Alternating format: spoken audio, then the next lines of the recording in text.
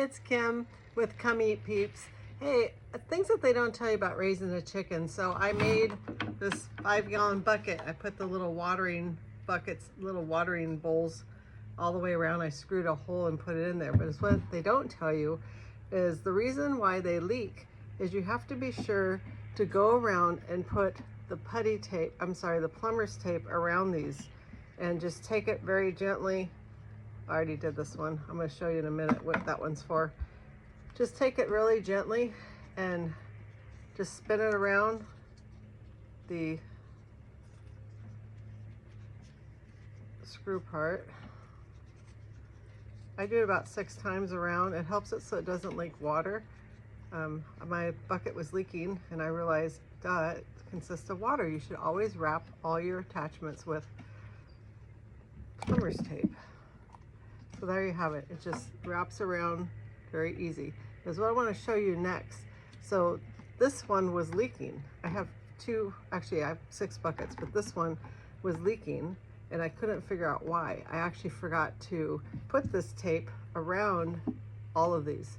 So I had 3 of them that were leaking. So I fixed that and it was still leaking on 2 of them. So let me show you. Can you see in here? See the spring that's inside there? I'm trying to get it so you can see it good. It's at a weird angle. Anyhow, that little screw underneath the white that connects to the white and the red bucket, the little bowl, that helps it so that when you fill it up with water, it keeps it level. So the reason why mine was leaking even after I put the plumber's tape on there, the spring was like this. It was completely crooked. Somebody had stepped on it and it fell off the track. So I did that. Anyhow, so I took it apart. I'm gonna show you how to do this. You squeeze it not really tight, but you have to squeeze it and kind of at an angle and it pops out. And also too, I'm gonna tell you about cleaning these things. That's why I have these little tools out. Whenever you, the water comes in through here and it drips down this little back spot. But as what happens is in here, it gets all green algae, like a big old bucket. I don't know if people leave them for their dog's water or not, but it drips water and it gets all green and gross. So anyhow, I cleaned it out. I have these little scrub brushes that I use. You can get this for like those metal straws or any type of thin scrubbing set.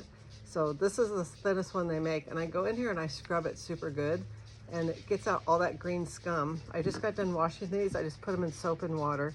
And then I noticed that this one had a crooked spring. And even though I washed it, you can see that ickiness that's still on it up in there. So it's important to take this apart like once a month and just clean out these little filters, the little holes, and just clean out the bucket really good. I clean out the bucket about twice a week.